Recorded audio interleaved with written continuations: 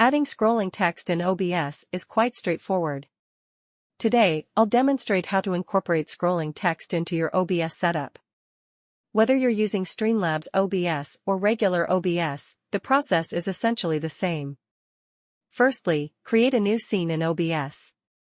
Within this scene, add a text source by clicking on Add Source and giving it a name, such as scrolling text. Once named, input the desired text into the text field. You can customize the font, style, size, and color to your preference.